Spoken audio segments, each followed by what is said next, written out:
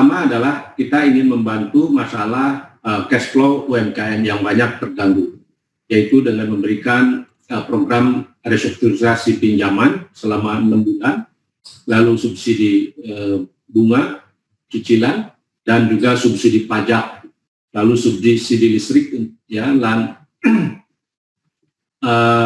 dan kita juga menyiapkan pinjaman baru yang murah untuk UMKM dengan bunga 3%. Nah, ini saat ini memang penyerapan program PEN masih sangat rendah, ya. Ini banyak faktor yang sedang kami evaluasi. Di awal memang ada keterlambatan di pelaksanaan regulasinya, tapi sekarang sebenarnya kita dalam tahap sudah pada proses percepatan. Nah, untuk itu maka mohon bantuan, kami sudah koordinasi dengan kepala-kepala dinas dan BPKP seluruh Indonesia untuk ikut membantu agar UMKM segera mengajukan, ya, program restrukturisasi, penghapusan pajak, dan juga pembiayaan baru. Nanti akan dikoordinasi oleh pihak bank yang menjadi tempat di mana UMKM melakukan pinjaman. Ya. Ini bukan hanya dengan Bank Himbara saja, tapi ada banyak sekali, ya, bank lain, termasuk juga BPR dan juga BPRS. Untuk koperasi, kami juga menyediakan dana stimulus untuk likuiditas koperasi yang saat ini banyak terganggu. Hari ini penyerapan udah 43%, ya. Kita targetkan memang pada bulan Juli ini, akhir Juli 50%. Nah, program PEN sampai September, mudah-mudahan nanti di akhir Agustus sudah 100%. Jadi restrukturisasi dari mitra LPDB sudah dilakukan, sekarang tinggal kita pelaksanaan untuk percepatan bantuan modal kerja untuk koperasi. Yang kedua ini yang dari sisi demand, yang kita coba juga akselerasi untuk meningkatkan demand di masyarakat lewat pengalokasian anggaran yang saat ini ada sekitar 321 triliun yang sudah diperintahkan oleh Pak Presiden agar dibelanjakan untuk produk UMKM.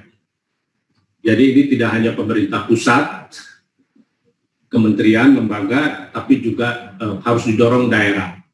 Nah, kami sudah bekerja sama dengan LKPP dari sejak awal agar ada laman khusus e-katalog produk UMKM di LKPP supaya mudah bagi KL untuk melakukan paket-paket belanja di LKPP. Saat ini sedang dilakukan pelatihan oleh LKPP kepada kementerian dan lembaga mengenai teknik prosedur belanja di LKPP. Sehingga kalau itu dimaksimumkan, saya kira ini di beberapa sektor di UMKM akan cukup tertolong, ya. Nah, ini besar sekali 321 triliun tahun ini. Dan ini bukan hanya tahun ini, tahun-tahun berikutnya juga sudah menjadi kebijakan bagi Pak Presiden sudah membuat kebijakan agar 320 mayoritas belanja pemerintah itu harus UMKM, termasuk juga belanja APBN, ya, belanja APBN juga belanja BUMN, ya, ini juga sudah ada perintah. Nah, ini yang kita perlu kerjasama, bagaimana segera mengkurasi produk-produk UMKM supaya bisa masuk ke e-katalognya LKPP, ya, dan juga ke aplikasi digital belanja BUMN.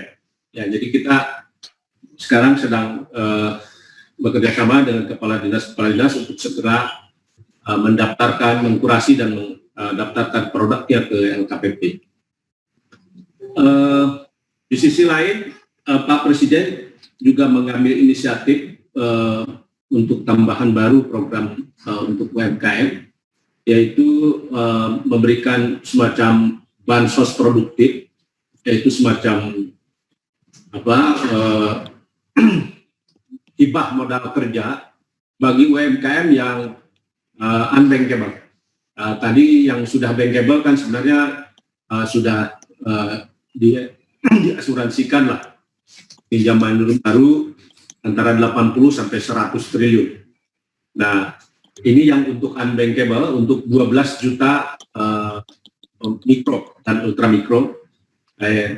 Kami dengan Menteri Keuangan sekarang sedang menyiapkan program pelaksanaannya. Jadi kami butuh data sekitar 12 juta orang UMKM unbankable yang diharapkan juga penyebaran proporsionalnya dari berbagai daerah cukup memadai. Nah, problem kita selama ini memang ini data. Ya, data UMKM ini kami sulit sekali. Ya, di kementerian tidak ada, dan data UMKM menyebar di berbagai lembaga, di berbagai lembaga pembiayaan, di kementerian dan daerah belum terkonsolidasi. Nah, saya targetkan pertengahan tahun depan konsolidasi data UMKM, ya, database-nya mudah-mudahan bisa segera diwujudkan. Kami bekerja sama dengan Kementerian Informasi, ya, Komunikasi dan Informasi.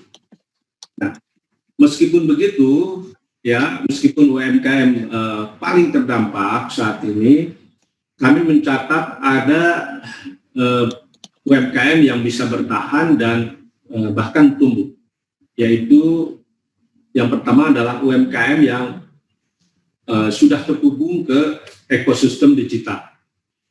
Ya, di e-commerce, catatan BI dan Katadata itu pertumbuhan penjualan di e-commerce itu dalam bulan kemarin itu naik 19-26%.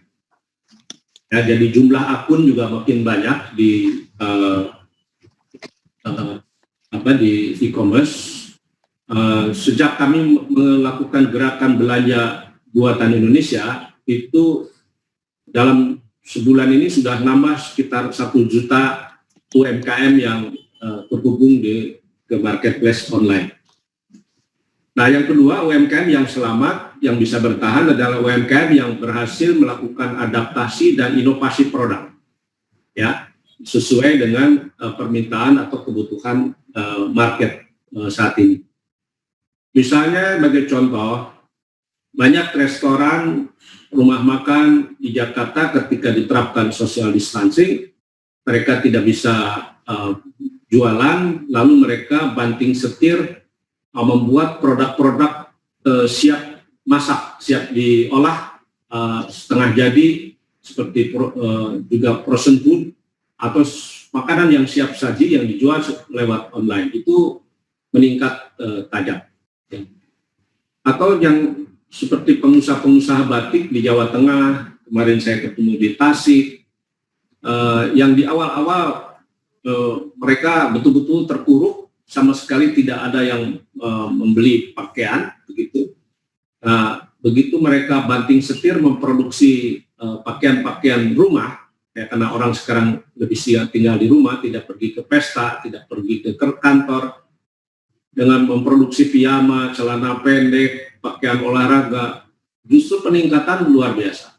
Ini contoh-contoh bagaimana inovasi produk bisa menyelamatkan UMKM di tengah perubahan pasca pandemi ini, perubahan market, ya, pasca pandemi ini. Nah, teman-teman e-commerce mungkin memperkirakan memang perubahan perilaku konsumen akan lebih suka belanja di marketplace online. Dan ada tuntutan juga mengenai dari aspek higienitas dalam proses produksi, dan juga produknya bebas virus, terutama untuk produk-produk makanan minuman. Nah, ini saya kira penting untuk diantisipasi ke depan di UMKM di sektor kuliner, makanan minuman, agar proses produksinya betul-betul higienis dan juga kemasannya cukup baik begitu untuk memungkinkan tidak tercemar virus. Tentu saja program PEN tidak akan pernah cukup untuk bisa menggerakkan perekonomian nasional saat ini. Kita harus segera sebenarnya mengaktifkan kegiatan perkantoran, kegiatan usaha, kegiatan industri, kegiatan sekolah, supaya ekonomi bergerak kembali. Tapi itu memang sangat tergantung sejauh mana kita bisa menangani COVID-19 ini. Bahkan kalau kita gagal menangani COVID-19 ini dan terjadi gelombang kedua, ini ada data yang mengerikan yang disampaikan oleh OECD, yaitu proyeksi pertumbuhan ekonomi global oleh OECD ya. Itu kalau terjadi gelombang kedua pandemi COVID ini di tahun 2021, di tahun 2020 ini bisa minus 7,6%, dan 2021 hanya akan tumbuh 2,8%. Ini sangat rendah. Lalu proyeksi pertumbuhan ekonomi global oleh World Bank juga tahun ini diperkirakan minus 5,2%. Khusus Indonesia, World Bank kalau tidak salah kemarin dalam diskusi dengan Ibu Sri Mulyani memperkirakan kita 0%. Tapi ini akan sangat berat. Jadi sekali lagi memang kita perlu mencari alternatif kebijakan untuk pemulihan ekonomi, tetapi semua itu akan sangat tergantung kepada sejauh mana kita sanggup menangani atau sukses tidaknya kita menangani COVID-19 ini. Beruntung perekonomian kita saat ini sangat tidak terlalu tergantung kepada luar. Justru ekonomi nasional selama ini bisa tumbuh 5% karena kekuatan ekonomi domestik, yaitu belanja pemerintah dan konsumsi masyarakat yang mencapai 50% lebih. Nah, saat ini problemnya ketika banyak orang menganggur, banyak usaha yang tutup, sehingga daya beli masyarakat turun dan konsumsi masyarakat akhirnya turun, sehingga ekonomi lesu. Nah, kelompok kelas menengah atas sebenarnya masih punya tabungan ya di bank mereka. Cuma memang sekarang kelas menengah ini menahan konsumsi, sehingga ini perlu ada stimulus bagi produk-produk tertentu yang memungkinkan kelas menengah bisa belanja. Ya, jadi ini saya kira catatan-catatan saya mungkin itu ya yang ingin disampaikan. Sekali lagi program PEN kita perlu percepatan dan kita tetap akan evaluasi untuk memungkinkan ada tambahan-tambahan program baru. Kalau dibandingkan dengan seluruh dunia, program PEN kita, pemulihan ekonomi nasional kita tidak jauh berbeda. Ya, dengan negara tetangga kita mungkin hanya beda dengan Korea Selatan, dengan Malaysia, dan juga dengan Singapura. Yang tidak ada di kita itu adalah subsidi untuk upah pekerja. Ya, yang kedua tidak ada subsidi untuk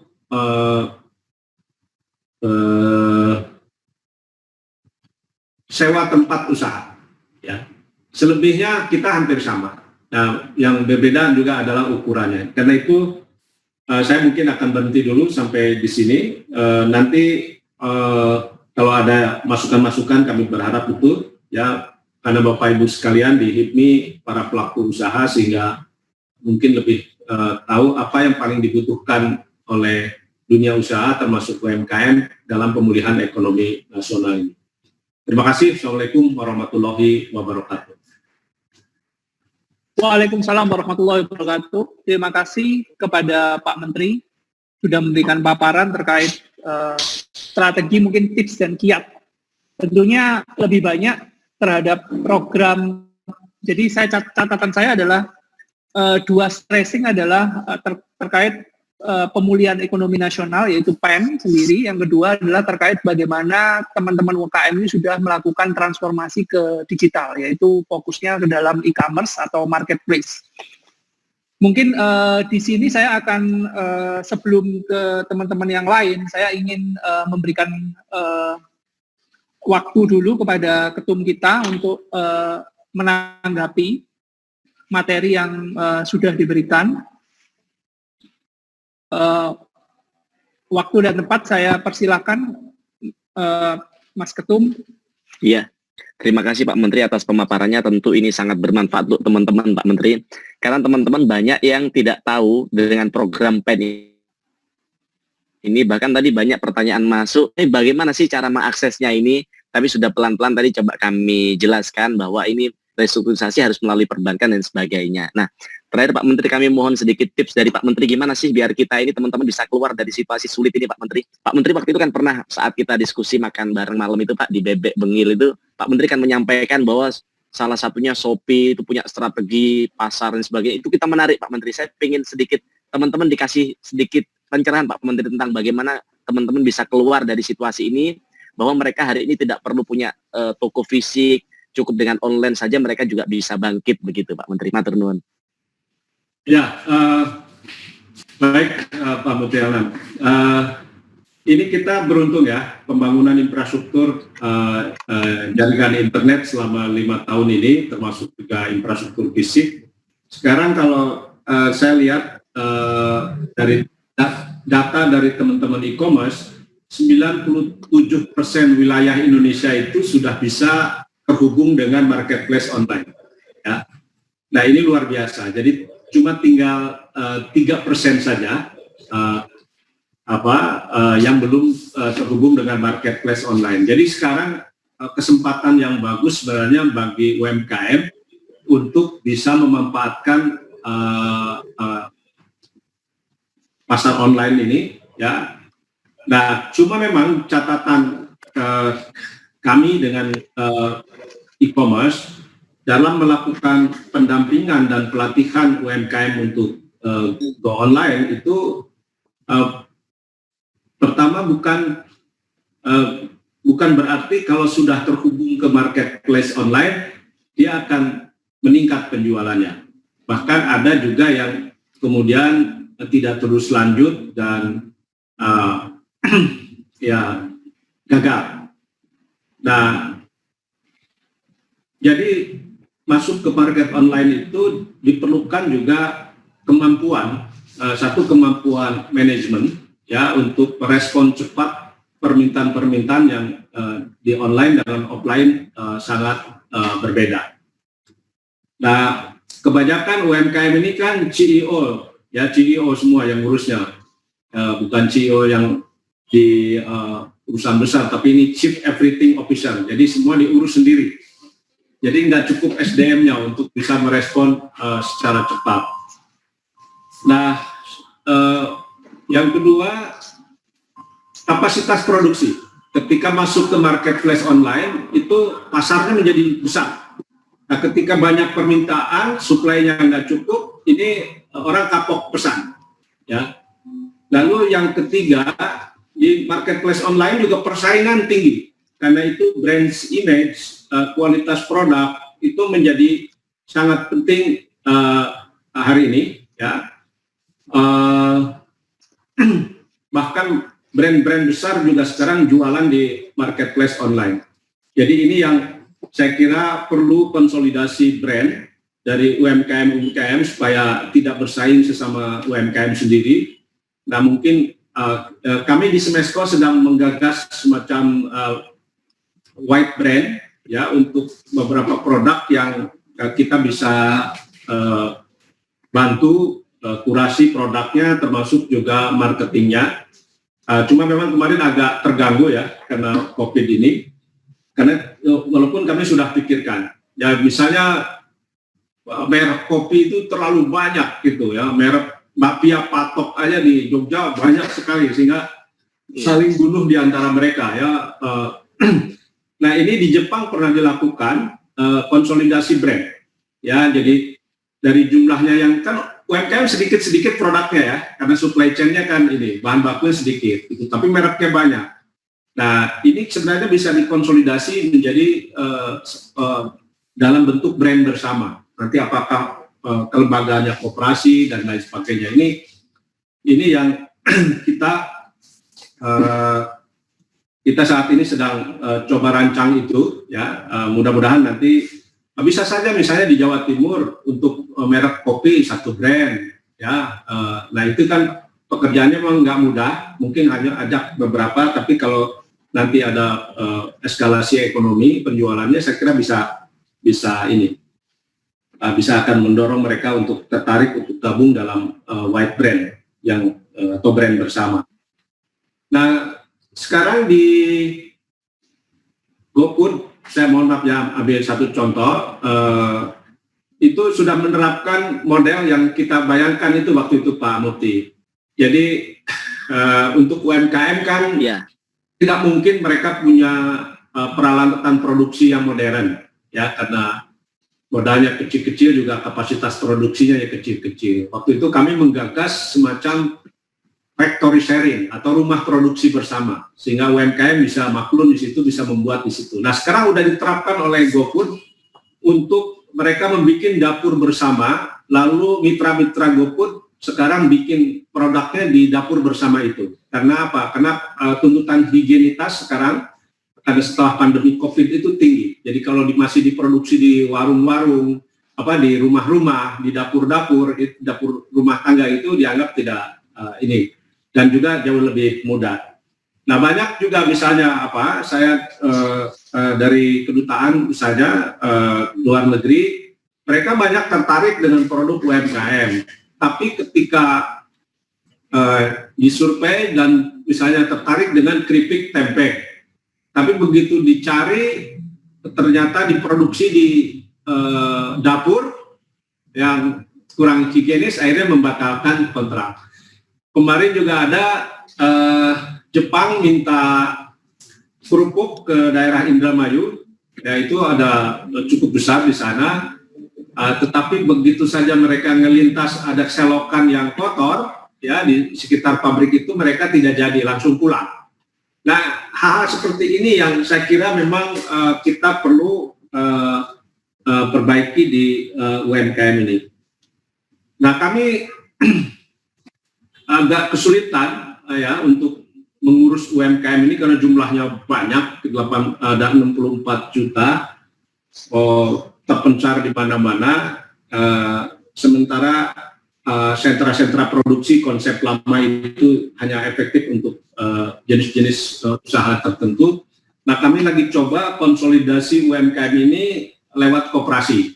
Nah karena itu tahun ini LPDB 100% untuk koperasi, maksudnya supaya UMKM gabung di dalam koperasi-koperasi itu, sehingga kami nanti pembinaan, pengembangan bisa berpartner dengan koperasi sehingga kelembagaan menjadi lebih mudah. Ya tidak lagi ngurusin koperasi UMKM orang per orang, yang kecil-kecil itu sulit.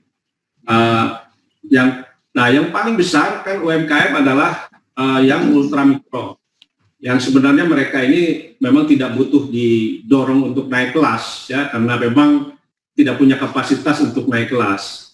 Nah, mereka juga sebenarnya bukan mau jadi pengusaha, cuma nggak ada pekerjaan gitulah, kecil.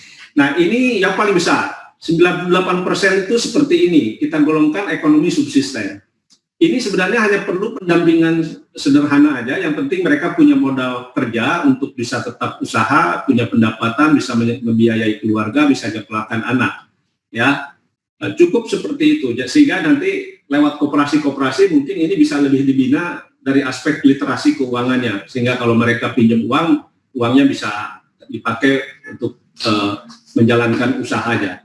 Nah, sebagian kecil mungkin bisa kita dorong naik kelas. Ya, misalnya anak-anak mereka yang pendidikan jauh lebih baik, lalu mungkin dari produknya punya, dari inovasi produknya bisa punya nilai kompetisi, kompetitif begitu. Itu saya kira yang diperlukan. Nah, saat ini pun kalau kita digitalisasi ini kita percepat Pak Mukti ya. Jadi Iya Pak.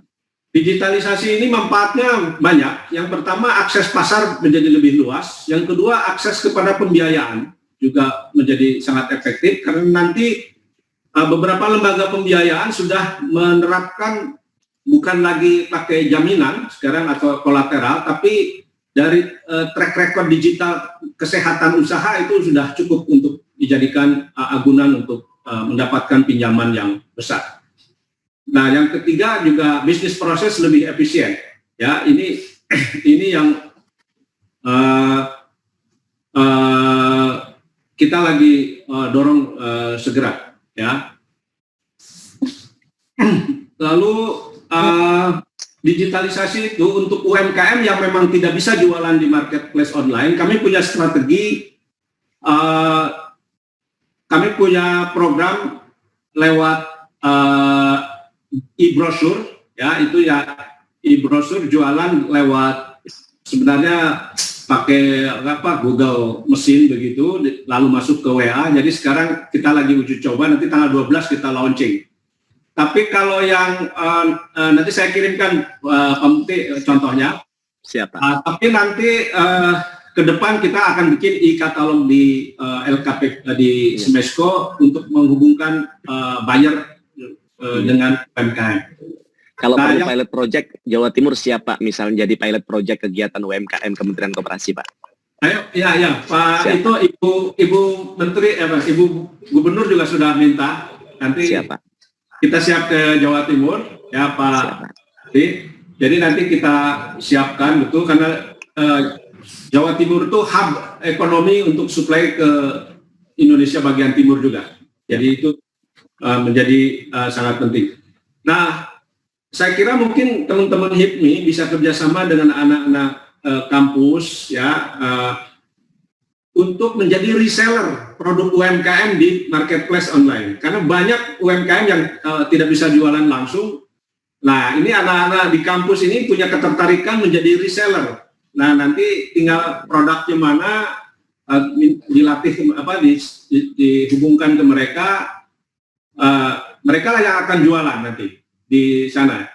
Nah, Alibaba di awal-awal justru yang mereka perbanyak justru adalah resellernya, ya jagoan-jagoan jualan di marketplace online. Nah, nanti UMKM ya mungkin yang bisa jualan di online bagus, tapi kalau yang tidak, dia konsentrasi di produksi saja, ya sehingga nanti yang jualannya itu. Nah, itu yang mungkin ingin saya tambahkan. Terima kasih. Siap, terima kasih Pak. Baik Pak Menteri, jadi mungkin ada beberapa teman-teman yang sudah raise hand ya. Tapi sebelumnya mungkin sebelum ke teman-teman yang sudah raise hand, saya akan membaca dulu dari salah satu anggota yang di Jombang, jadi chatting bahwasanya menyampaikan saya dari pengusaha ekspedisi lokal yang masih buka di 10 kota di Jawa Timur.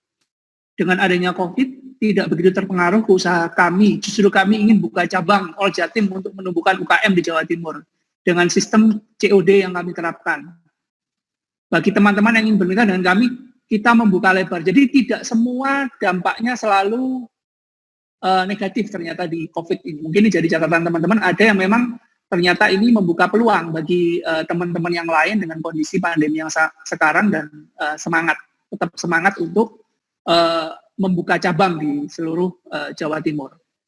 Oke, mungkin ada beberapa yang sudah raise hand. Kita masuk ke beberapa teman-teman yang sudah raise hand. Saya kira saya persilakan dulu Mas Andi Mataliti untuk menyampaikan pertanyaan. Waktu dan tempat kami persilakan Mas Andi. Ya, terima kasih. Assalamualaikum warahmatullahi wabarakatuh. Yang saya hormati Pak Menteri, Ketua Umum Jatim, dan seluruh jajaran pengurus dan anggota di seluruh Jawa Timur yang terkumpul. Tadi kita sudah menyikapi bersama bahwa Pak Menteri menjelaskan tentang bagaimana UMKM bisa survive di era COVID ini. Tetapi yang paling utama adalah apa yang disampaikan beliau juga didukung oleh data. Hasil penelitian dari Harvard ternyata di antara beberapa technical skill dan daya relevansi dari UMKM dalam menghadapi pandemi COVID, yang paling penting adalah attitude dari masing-masing UMKM. Jadi seperti tadi ada investasi dari Jepang yang ternyata tidak jadi karena ada suatu hal kecil yang sebenarnya sangat simpel sekali yang bisa diselesaikan, tidak harus memiliki technical skill yang cukup bagus, yaitu masalah kebersihan. Nah, dari sini teman-teman, kebetulan saya sekarang lagi di Australia.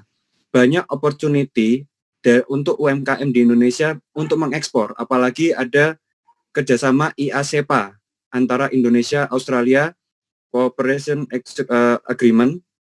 Di situ kami berharap dari Kemenkop bisa berkolaborasi dengan Jawa Timur dan HIPMI Jawa Timur, terlebih lagi Ketum HIPMI-nya sudah di DPR Komisi 6, jadi harusnya bisa lebih mudah bagi teman-teman untuk bisa menggrab. Jadi kita harus bisa mensupport proaktif program-program dari Kementerian UMKM. Tidak mungkin bisa terjangkau semua, tetapi insya Allah dengan bantuan Mas Mufti dan tim, kita bisa untuk mengakselerasi UMKM menghadapi COVID ini. Jadi saya mengapresiasi dan terima kasih Pak Teten atas programnya, dan kami berharap supaya teman-teman bisa menggrab opportunity yang sudah disediakan oleh Ketum dan jajaran. Dan salam dari ya, terima kasih. Wassalamualaikum warahmatullahi wabarakatuh.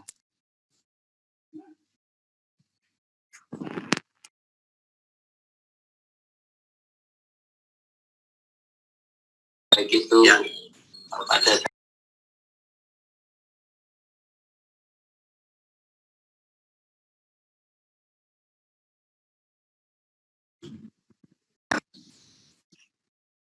Pak Mufti. siap Pak. Pak Makasih Mufti. banget Pak. Oh, Siap. maaf, ini saya harus ke Lampung ini. Siap. Makasih banget Pak ya. Terima kasih banyak Pak atas waktunya. Tinggi. Nanti kalau tim kami ke Jawa Timur, kami kontak ya Pak dengan Siap Pak.